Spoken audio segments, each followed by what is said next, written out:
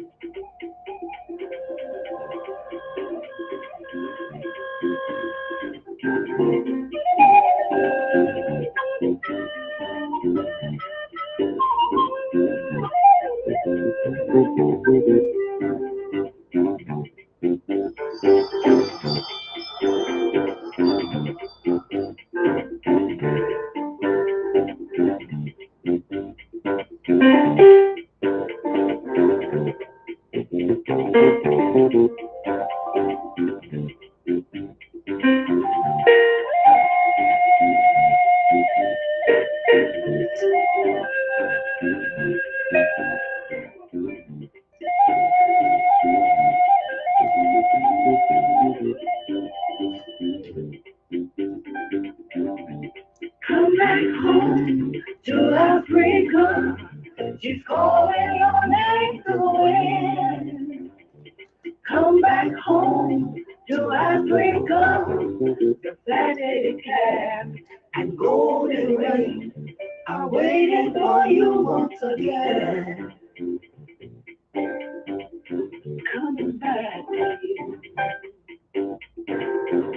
I'm longing for my family. Coming back to you. Out of bondage, now I am free.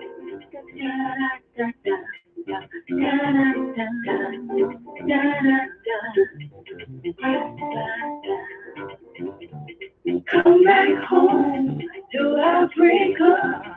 You're calling your name to win. Come back home to Africa. The fatted calf and golden ring are waiting for you once again. Coming back to you. I'm longing for my family. Coming back to you. Out of bondage, now I am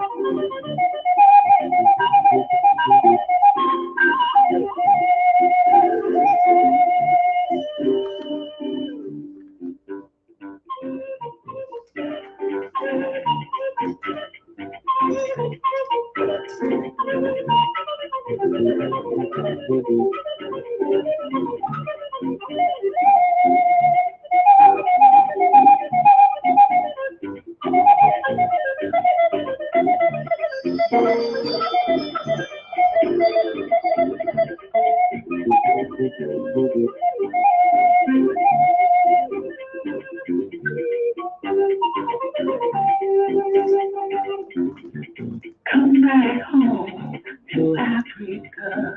Come back home. Come back home to Africa. Come back home. Da da da da da da da da da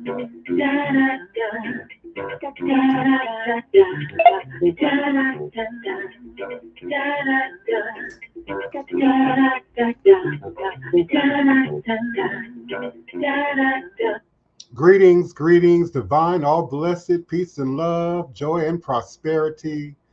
Today is Tuesday, May 7th, 2024, and I am emanating and vibrating with you and for you now live, virtually, verbally, cosmically, quantum universally from this working temple of the House of the Divine Prince, Hoodoo Central LLC, in the legendary, historic, beautiful, and most enchanted city in America, New Orleans, Louisiana, the land of my ancestors and those who came before me along this spiritualist hoodoo Obeah life path and journey, passing down that great Obeah stick along with the knowledge of the healing, life-giving herbs, roots, plants, rituals, spirits, minerals. I am indeed grateful, honored to be here with you in this sacred space to acknowledge, to represent the legacy, the culture and tradition, the history of our sacred stories. Welcome, welcome, welcome. My live listening and calling number is area code 563-999-3763. Again, that's 563-999-67. I'm sorry, 3763. 563-999-3763. The gods have a competition to determine who is the most beautiful, and the main two contenders are the sky, Olorun, sometimes referred to as Olodumare, and the water, Olokun. In some versions of the story, Olokun and Olorun are married, with the sky represented as male and the oceans and rivers as female. But in most versions, both are male.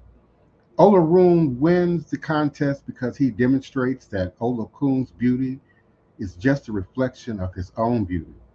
In some versions of the story, the two gods have a weaving contest, which Olorun wins over Olokun, which Olorun wins when Olokun realizes that even Olorun's humble messenger, the chameleon, can change his skin to match the most beautiful cloths she could conjure up. Olorun then creates the land, trees, and plants. Exactly how he achieves this again varies from culture to culture. But in at least one version, he sends his son, the lesser god Oduduwa, down to earth with a cockatiel, a pigeon, and a container full of soil. Oduduwa scatters the soil across the waters, and the cockatiel and pigeon scratch and scatter the soil to create all the lands of the world. Plants and trees are then grown from seeds, and animals and human beings are molded from the clay. It is said that initially humans were immortal giants, like the gods themselves. But Olokun realized that this meant they would one day challenge the gods, and so he shrank humans to their present size and made them mortal. While not considered a creator god like Olorun, Olokun nonetheless remained an important deity in the Yoruba belief system, particularly in Benin. Sometimes described as female and the wife of Olorun, she is associated with wisdom as deep as the ocean, and later became the patron deity of many African uprooted by the slave trade. Olokun translates as owner of the oceans. One ritual which survives to the present day in Benin is a dance that celebrates the myth of Olokun and the hunter. In this story, a hunter chases a wild pig into the woods, and from there is taken down under the river Ethiopia, where he meets Olokun. He stays underwater for 3 years and learns a great deal of wisdom and magic from Olokun. When he returns to his village, carrying a pot of water upon his head, he has temporarily lost the power of speech and so begins to dance. His fellow villagers join in with his dance, which lasts for 14 days. Finally, the hunter begins to relate the story of what had happened to him and to demonstrate the magic and healing power that he has learned. He is named as the chief priest of Olokun. The Fon people of Benin attach great importance to the female deity Mawo and the male deity Lisa, who are often referred to jointly as the androgynous deity Mawo Lisa. They are the offspring of the supreme deity Nana Baluku, with Mawo representing the moon and Lisa representing the sun. Mawo is also associated with the west, where he is found to dwell, with Lisa being associated with the east. Together, they are believed to have created the world and all that it contains in a period of 4 days. 4 days. In the myth, the universe and humanity are created one day. On day two, Mawo Lisa make the earth habitable for human beings. Mawo Lisa then gave human beings their senses and language before finally giving them the gift of technology on the last day of creation. The act of union between Mawo and Lisa is said to have occurred at the first solar eclipse, and in time the deity or deities produce offspring. Mawo Lisa gathers their offsprings together and gives them all rules in the world. To the firstborn twins, they gave the world and all its riches. Their next child remains in the sky, as it has both male and female forms, like Mawo Lisa. To the next set of twins, they gave the oceans, and to the next child, they gave command of all the animals. Their next son is given the task of teaching humans how to live happily, and their next becomes the heir, which men need to live. Each of the offspring is given a language to speak, but the language of the gods is taken away from them. The very youngest, Legba, stays with Mawalisa and is the only one who can speak all the languages, plus the language of the gods. For this reason, the Fan people often ask Legba to provide for them and protect for them, as he is the one who reports on the work of all the others to Mawalisa. Legba acts as a divine messenger, relaying messages between the worlds of the humans and the spirits. In many African cultures, this messenger spirit is known as Eshu, capable of circling the entire world in an instant. Legba, Eshu, is often portrayed as a trickster spirit who is not beyond using mischievous means to teach human beings a lesson or two, usually a lesson in ego. In some areas, he is known by the nickname Aflakete, which translates roughly as I have tricked you. The most famous tale of Legba trickery concerns two inseparable friends who had forgotten to pay respect to him. Legba walks along the dividing line of two adjacent fields that are owned and farmed by two friends, wearing a hat that is black on one side and white on the other. He makes small talk with both of the friends and then leaves. The friends discuss the stranger in the hat and begin to argue violently over whether he is wearing a black hat or a white hat. Legba returns to break up the ensuing fight between the friends, shows them that the hat that is black on one side and the hat white on the other, and reminds them to pay him due respect in the future. Greetings, greetings. Thank you so much for your support. Thank you so much for being present today. I'm glad to have you, Sage Rainbow Hall. Greetings, greetings to Goddess Initiative. Aunt Mary's niece, thank you so much for being present. I certainly appreciate you and yours. If you seek to join me, please turn on your webcam and I will vet the caller and I will let you in. If you are indeed listening and calling in by way of Blog Talk Radio, our number is 563-999-3763. Again, that's 563-999-3763. Hey, Google, stop. Oh my goodness, when I use certain indigenous languages, my Google speakers all over the house just go crazy. And it often happens right in the middle of a reading. When I start speaking Yoruba and Ewe, the speakers just start going off. Thanks to populist movies and tabloid newspapers, voodoo or voodoo with a U has become synonymous with witchcraft, evil curses, and bloodthirsty sacrifices. No belief system has spawned more legends than voodoo. This is largely due to Western mindsets misunderstanding the basis of the religion of voodoo, in which spirits are believed to be capable of inhabiting countless forms, including inanimate objects. This belief remains widespread throughout many African tribes, African ethnicities, even in the present day. And while spirits can undoubtedly cause trouble if displeased, they can also bring great gifts to the living, something which tends to be glossed over by the salacious filmmakers and journalists.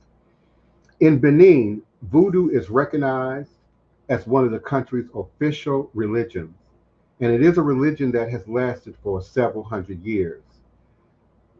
There are numerous voodoo gods, and they vary from region to region. But the single most important entity is Mawo, with the other entities seen as spirits working under Mawo's control. Indeed, the word voodoo can be translated in Fon to mean spirit. In America, voodoo evolved as the slaves who left Africa attempted to cling to their belief systems in the face of brutal repression from the Christian overlords. Thus, the voodoo of Haiti, Cuba, the Americas, Brazil is a long way removed from traditional Aboriginal West African based voodoo and will be discussed more in detail in future shows.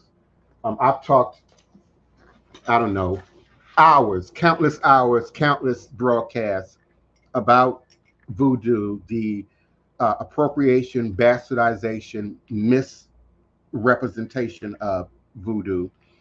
And certainly when we look at social media, that message just does not seem to be getting across. Greetings, Stefan Lobature. Great to have you here with us. Greetings, everyone. That message just doesn't seem to be getting across. Particularly in social media, we see a lot of emphasis on magic, witchcraft, trickery, and buffoonery, in my personal opinion, whether it's on this side of the Atlantic or the other side of the Atlantic.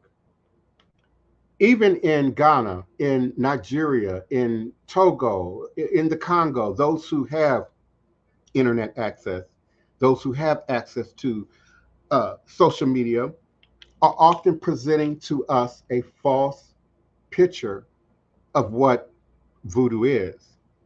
And there are many reasons for that. I would say the main reason is pop culture, popular culture.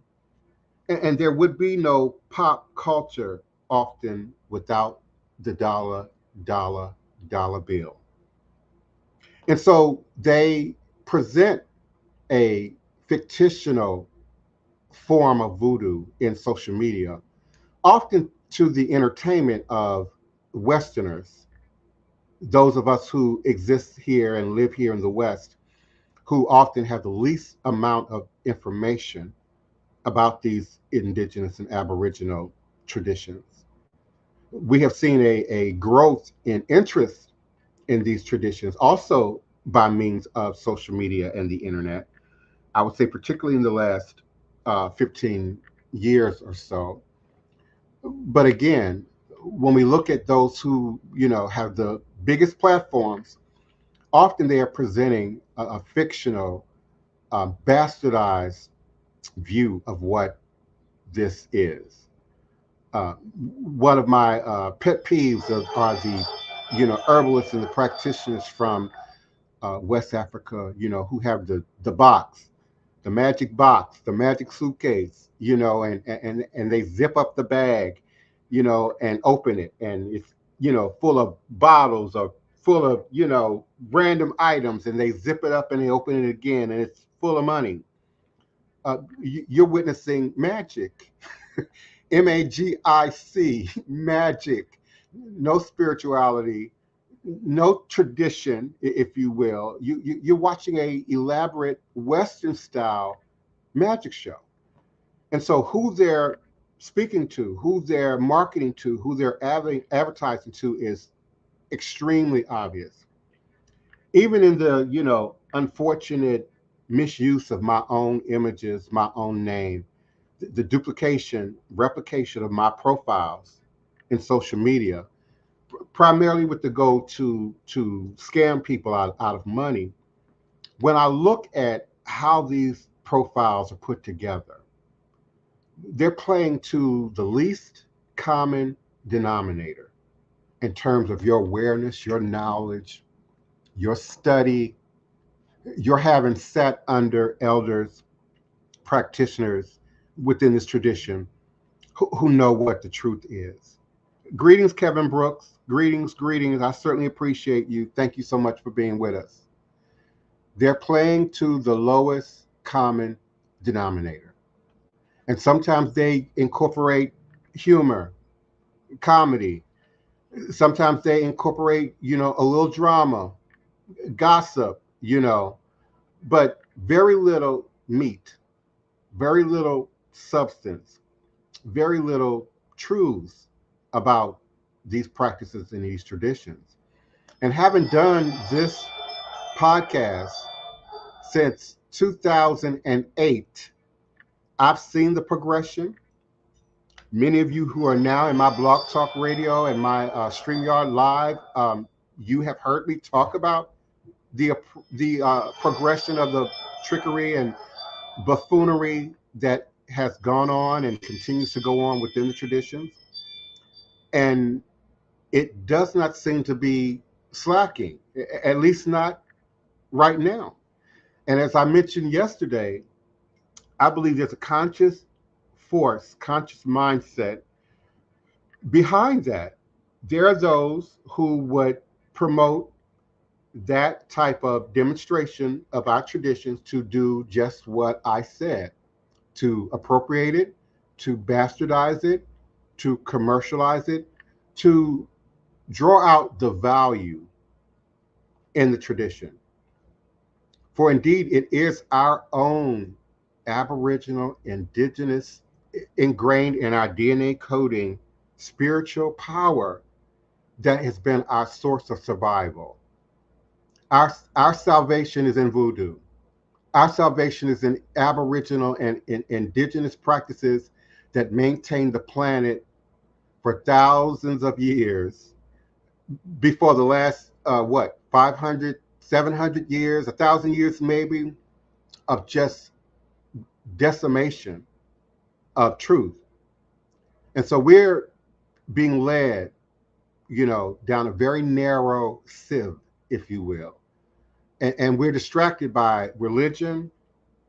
We're distracted by politics. We're distracted by economics. We're distracted by all forms of drama at every level in our society.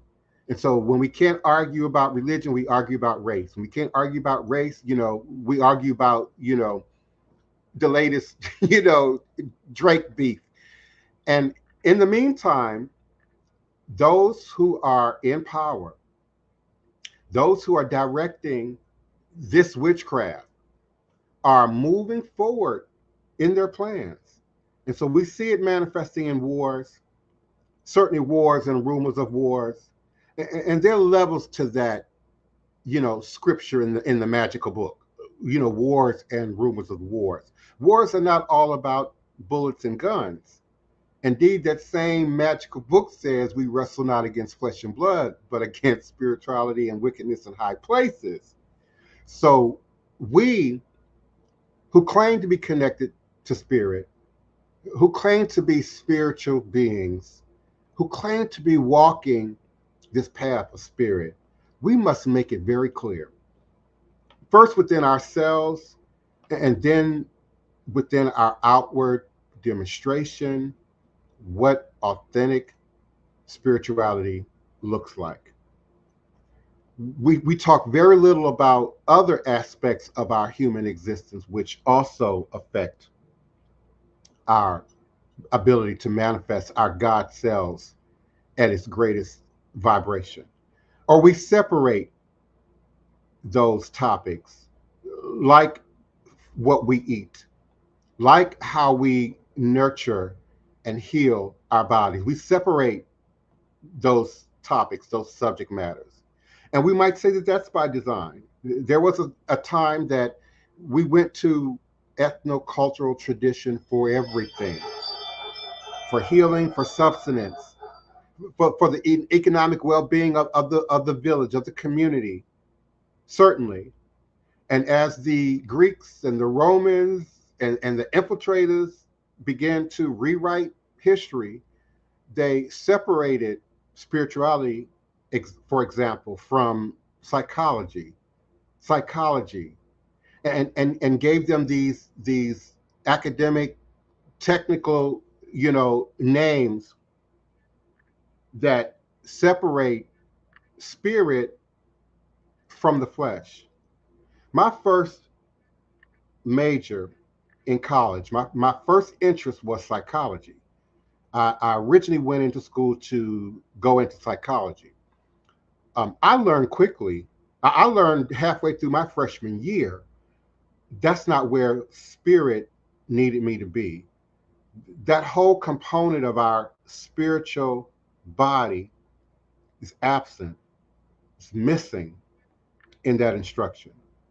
Indeed, when we think about, mental health, we would want to be convinced that it's purely chemical, or it's purely environmental, or maybe even, dietary, or exposure to certain, contaminants and toxins. But we don't always consider spirit.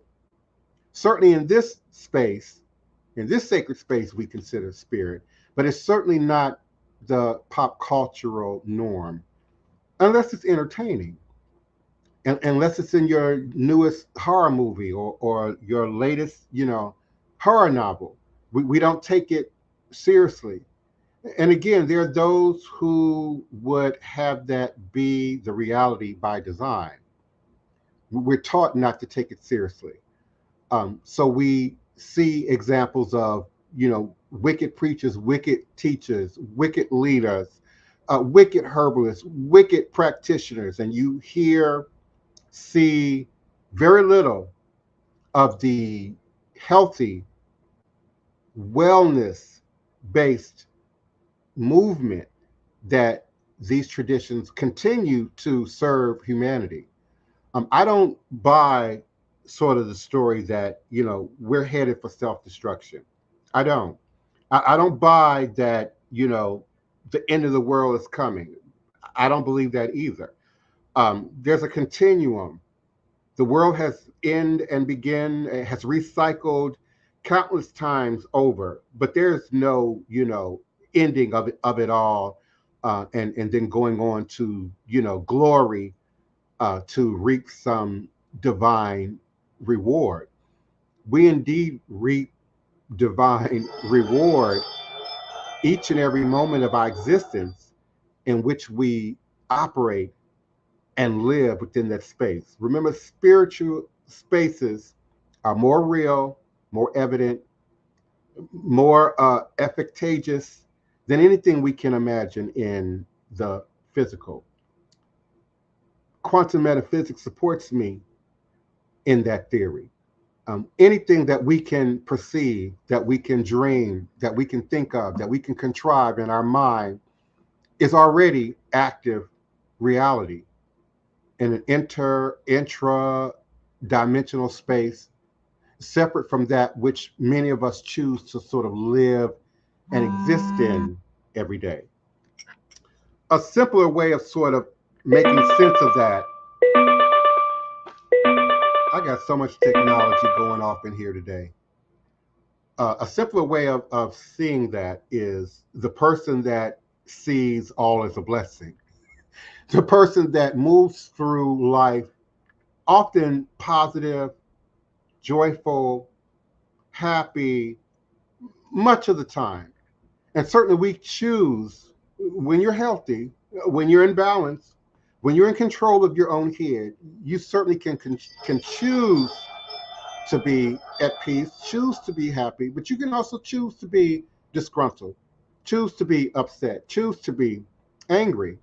And certainly the creators gifted us this range of emotion for a higher purpose, for a higher reason, to do something.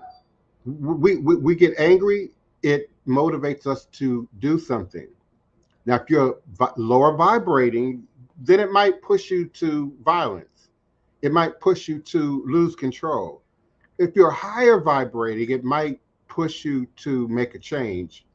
It might push you to take more decisive action. Um, you heard me say yesterday, I'm a ritualist. I might be angry for 5 minutes. I might complain for 5 minutes. But once that emotional wave has passed me, I'm a ritualist. I take everything to the ancestors. I take everything into the spirit realm.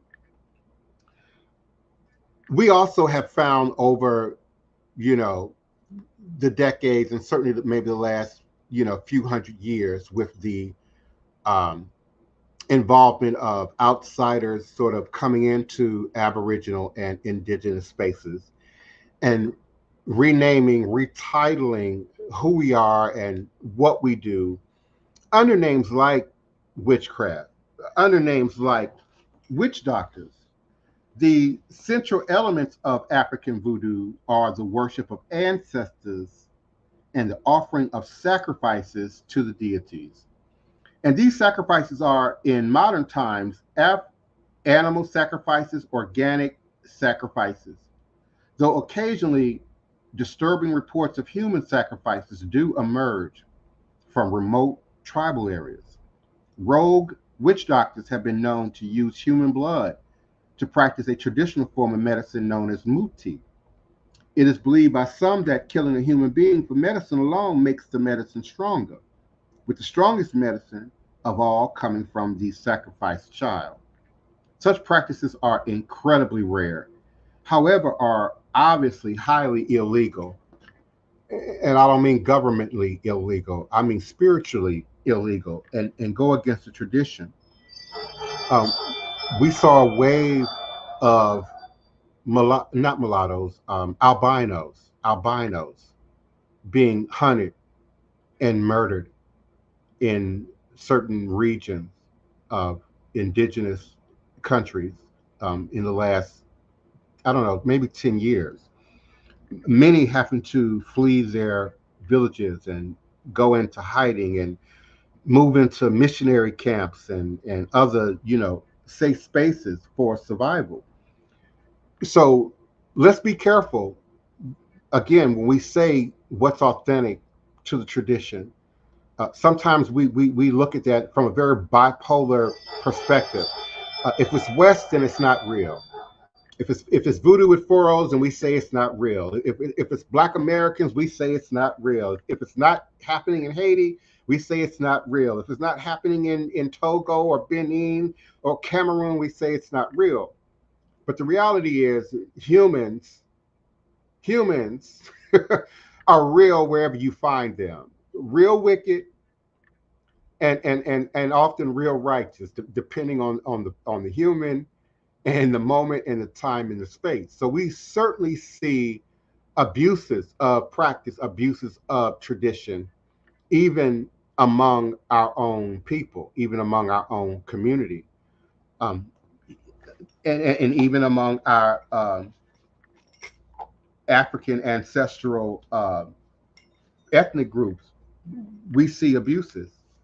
And we see more modern abuses that are now being um, amalgamated with evangelical Christian belief systems and also Islamic traditions.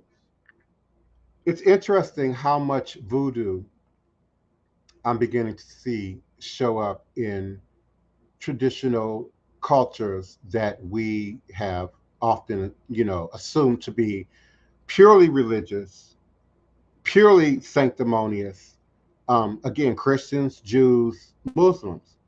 But social media has, again, created, a space now for us to see and experience aspects of culture that might otherwise have remained hidden to us. So I'm surprised now in TikTok, for example, when I see uh, the Islamic demonstration in one post, and then you scroll down their page to the next post, and it's voodoo, it's hoodoo, it's ritual root work and conjure. And I mean that specifically. It's very African American imitated. And I know that that's a very popular topic in social media right now as well.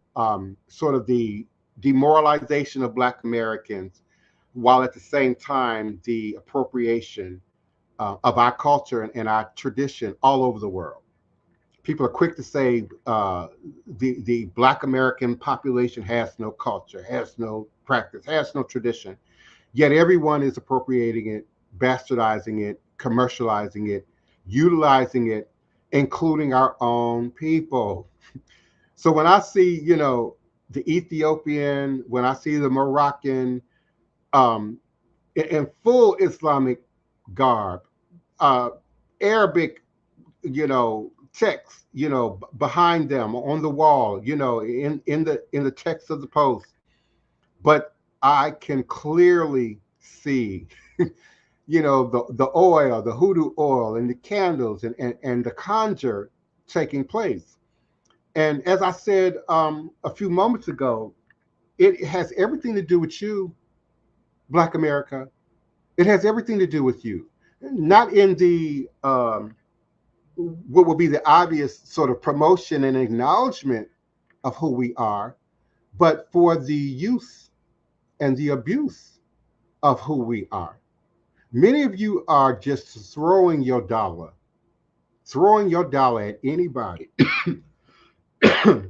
excuse me, at anybody who shows up in your inbox.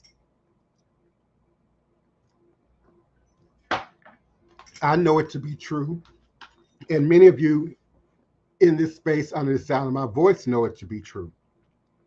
Every day, I wake up to the email, to the DM about someone trying to clarify a message that I supposedly sent to them by way of DM or instant message.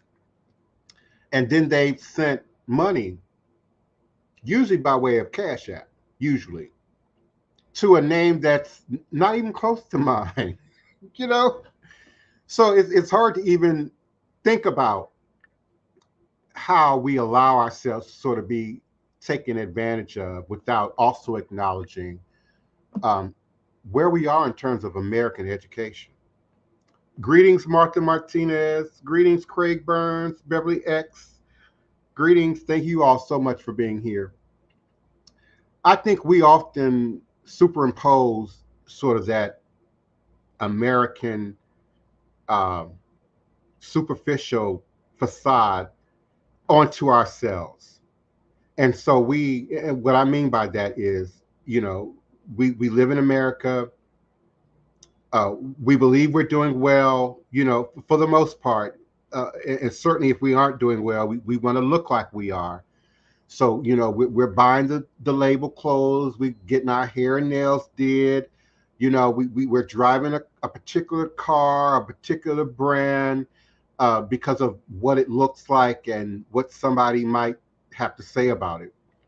A common critique that I've heard and received today is about the Met Gala. Met Gala 2024 seems to exist in a vacuum in the weather and season of war and degradation that we are now existing in. But that tends to be a bigger issue for us, that live in the West. Now, I'm not putting all the blame on the West. I know what Qatar is. you know, I'm not putting all the blame on the West. We certainly see Arab culture also, spend money frivolously while people starve, die, struggle to live each and every day. So, I like fashion. I am in ballroom. I'm a leader in ballroom, Royal Iconic House of Obeah. But I'm also conscious. I'm also spiritual. I'm also a human. I've also got to live outside of the ballroom. I've also got to live off the runway. I've also got to live humanity each and every day when I'm not in front of a camera. And so we've got to take this spiritual call that many of us sitting in this space right now claim to be operating in. And sometimes that spiritual call, translates to, well, I just don't want to be bothered. I don't support religion. I don't support politics. I don't vote. I don't get involved. And then we say, oh, but I'm spiritual. Yeah, the two, yeah, don't that, yeah, the math is not mathing. The math is not mathing. You certainly cannot be spiritual and not be in touch with nature. You certainly can't be spiritual and not be in touch with your body.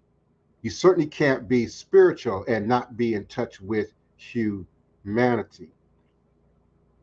So the amount of silence and, just going on with our daily lives, while people are bombed and mutilated and starved and, pushed to the edges of the earth just does not correlate with spirituality, or religion.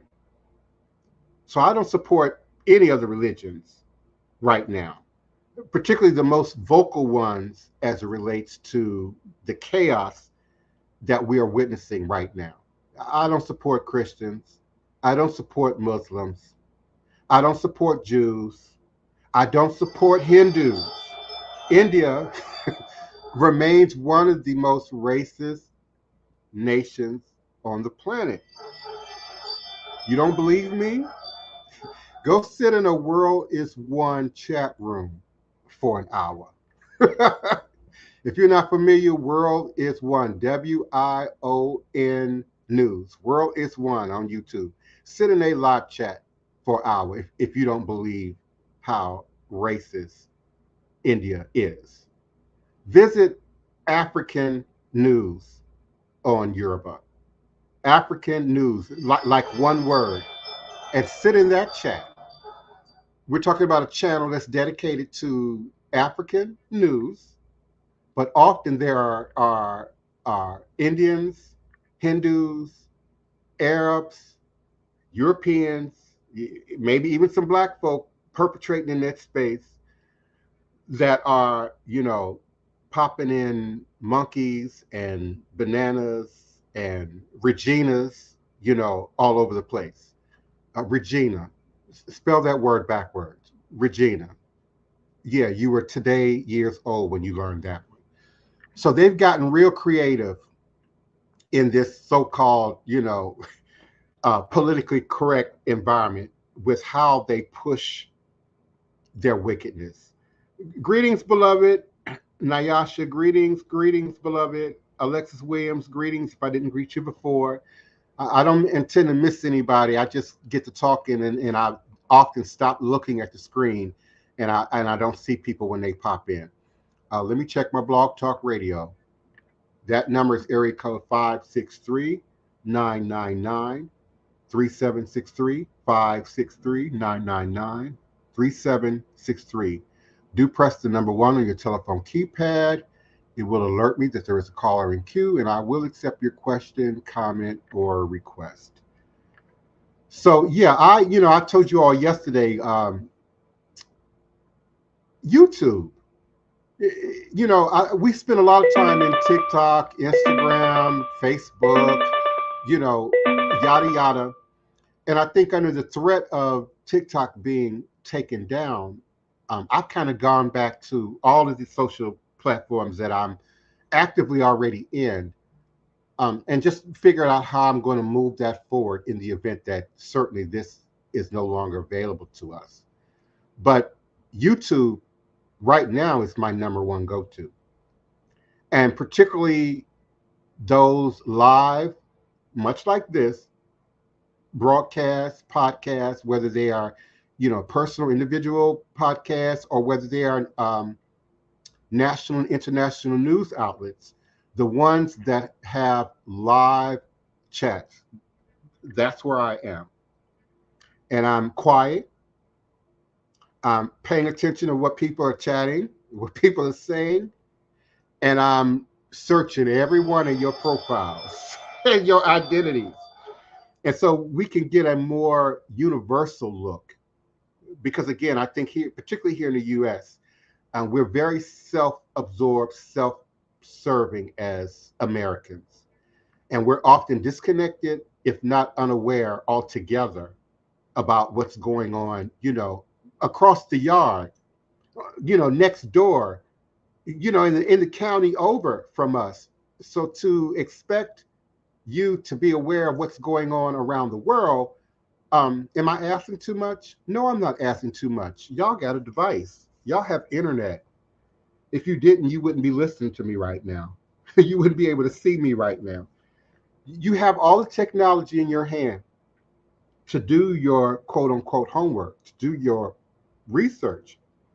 And so there is a concerted effort to not only destroy, more Aboriginal, indigenous, holistic, natural spirituality and religion, but the very roots of the people who birthed these traditions.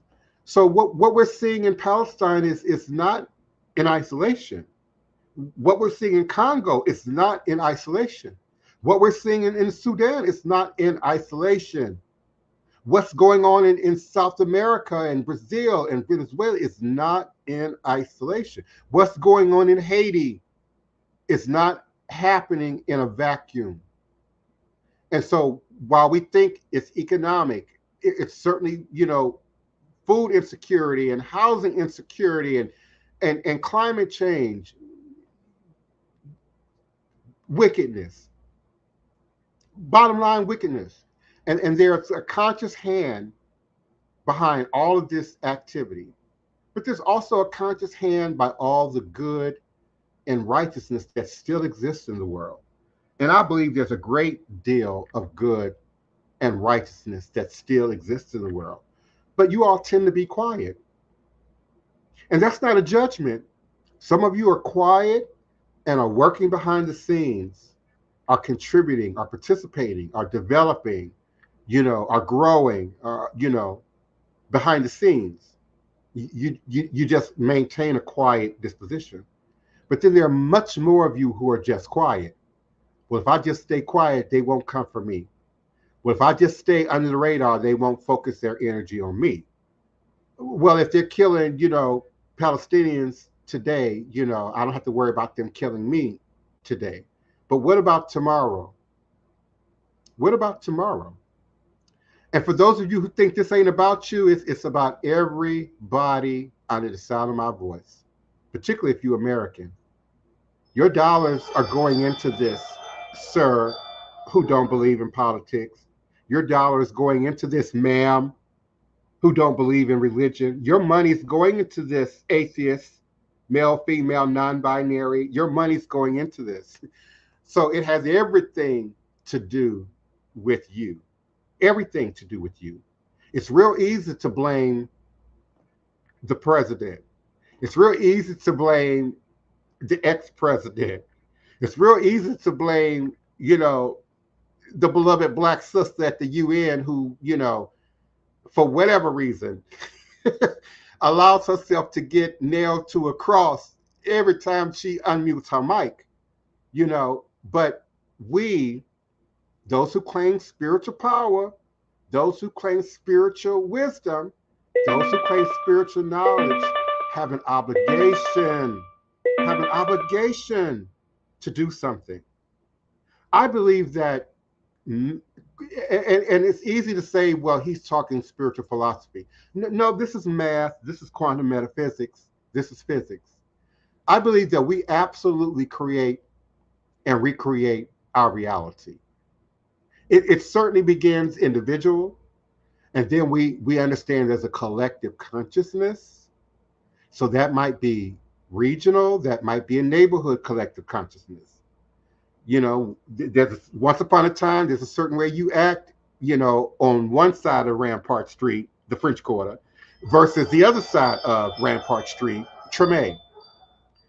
There's a collective consciousness in mindsets in politics, the red and the blue, you know, the green.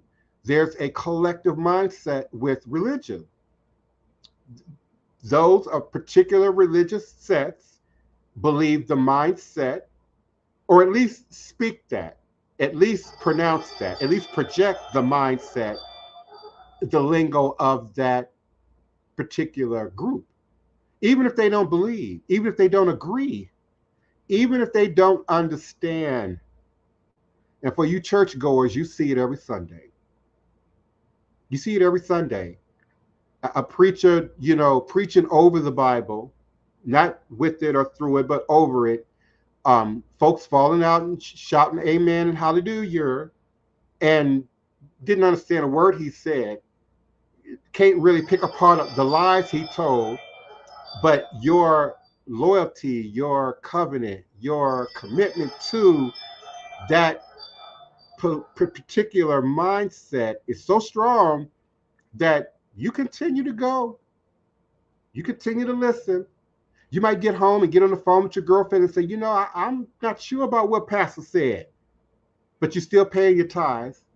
You're still participating. You're still marking, you know, your religion on your application or your driver's license or wherever they ask us to input our religion. You know, even on my military dog tag, it's got voodoo. Okay. And I ain't been in the Army since 1984. It's got voodoo on it. So I was voodoo long before the internet. I was voodoo long before pop culture. I was voodoo long before I came to New Orleans. I was voodoo long before, you know, you all made it easily accessible in social media. Been there, been doing it. People ask why, who is he? Been there, been doing it. Okay, and risked my very life and well-being to do it at 14, 15, 16, 17, 18 on the street with no family. My family was the ATR community. My family was the Pan-African spiritualist community, but also the Pan-African political community. You know, I was down with Rasta once upon a time. I sat in Mosque Miriam every Sunday at 1 o'clock, once upon a time, and listened to Farrakhan teach and preach. You know, I know what political movements are, been there, done that. Activist movements, been there, done that. Listen, I know I look pretty and youthful, but I'm a lot older than I look. You know, I'm approaching 60 really quickly, and I feel blessed to be Generation X because we sort of witnessed several demographics, the baby boomers and our parents and our grandparents. Um, oh my God, what do they call my grandma? My grandma was born in 22. The post-war era, there was a name for that.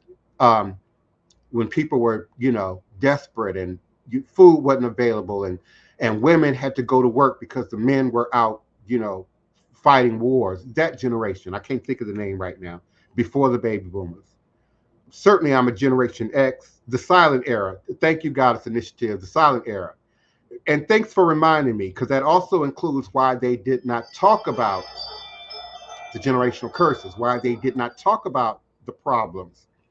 Um, Again, do the math. My grandmother was born, my mother's mother was born in 1922. When was the Tulsa uprising?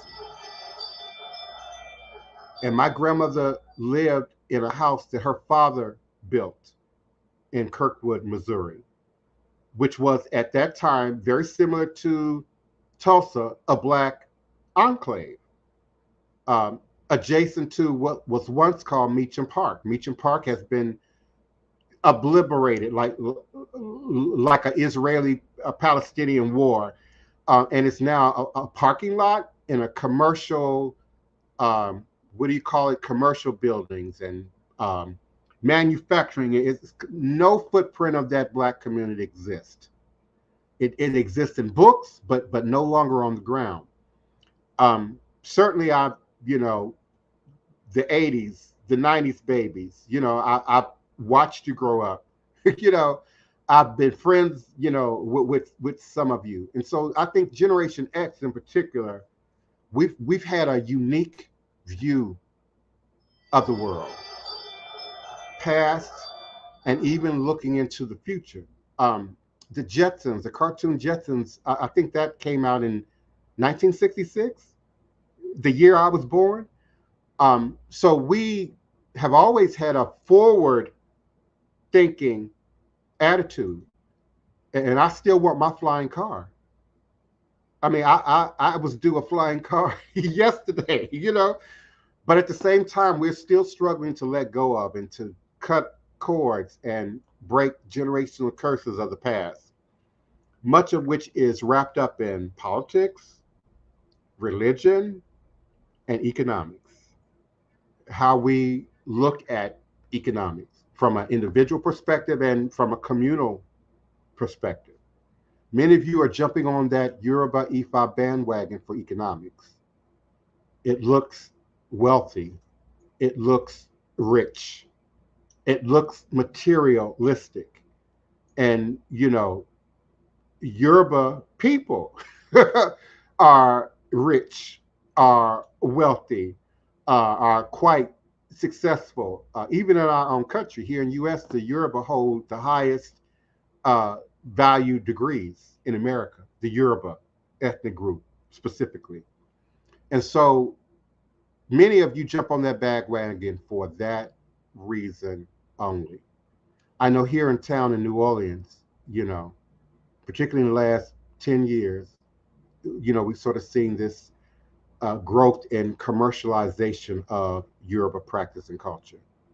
And often it is independent business owners, independent black owned business owners, entrepreneurs, artisans, etc., that have gained a certain degree of financial security. And they've created a club, if you will, amongst themselves. And within the dynamics of that, they feel entitled to gatekeep who can represent culture, who can and should be successful, particularly here in this town. Greetings, Karen Williams. Greetings, beloved, if I didn't acknowledge you before. Particularly here. Louisiana is still the second poorest state in the nation, Mississippi being number one. I love New Orleans. I lived through another Hurricane Katrina to stay in New Orleans.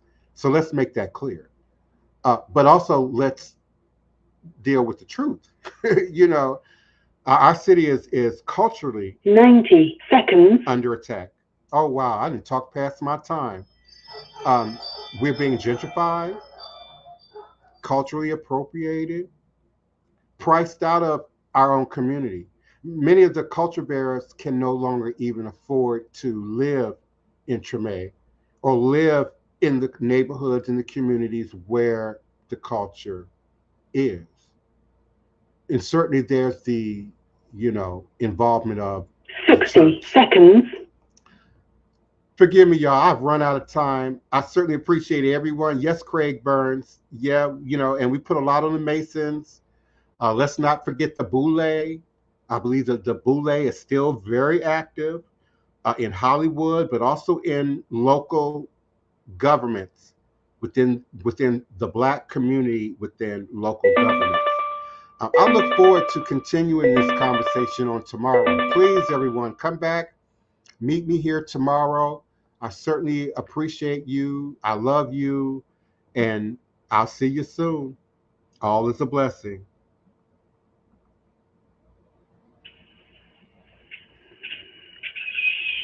Congo Square. 10 seconds. The Almost Indians prepared this place for us centuries before our arrival. A sacred spot where corn festivals were celebrated. The Almost Indians prepared this place for us centuries before our arrival. Congo Square, a sacred spot where corn festivals were celebrated. And as the colonizers came, our hosts, the Almost Indians, they pushed aside our hosts. The colonizers came and pushed aside our hosts and introduced us in chains. And by the late 1700s, we somehow, recognizing the sacredness of Le Place de Congo, we somehow, and please the like, how of our share, and somehow subscribe. Please like, share, and subscribe. Is not clear at All this is a moment. blessing. The how is not clear.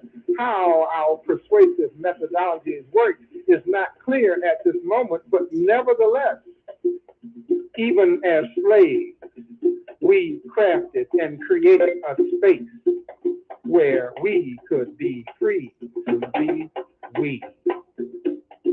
And thusly we countered the sacrilegiousness of the French, giving great homage to our ancestors as well as giving praise and thanks to our red-blooded brothers and sisters. This is an oral libation toast to Congo Square, to Native Americans, to our ancestors who made a circle out of a square and gave us a way to save ourselves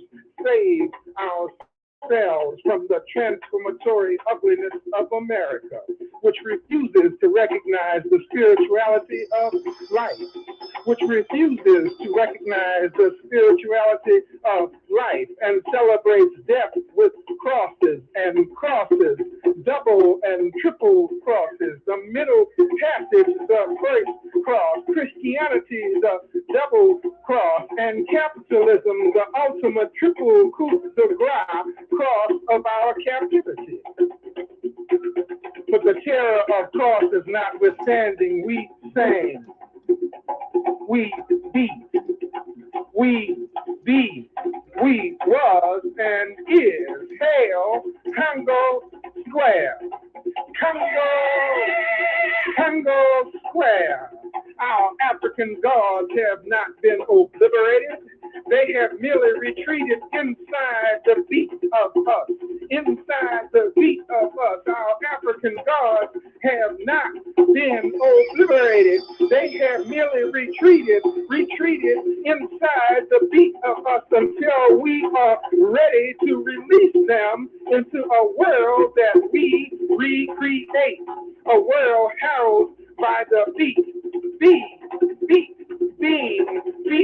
beating of black heart drums. Heartbeat,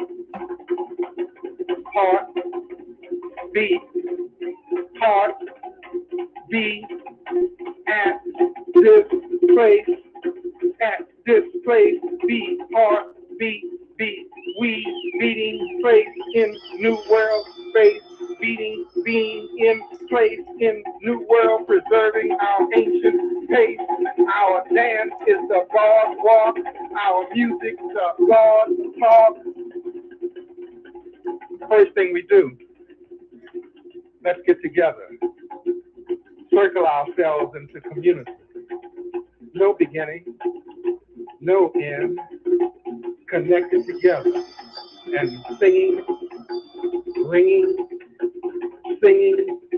in a ring. Second, let's be original, aboriginal. Be what we were before we became what we are. Be bamboola dance. Be banza music. And sing song words which have no English translation.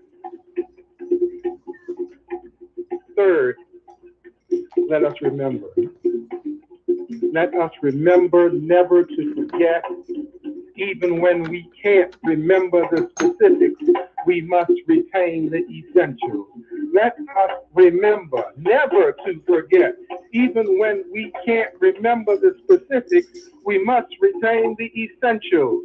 The bounce, the blood, flow, the feel, the spirit, grow, energy, must retain and pass on the essential usness that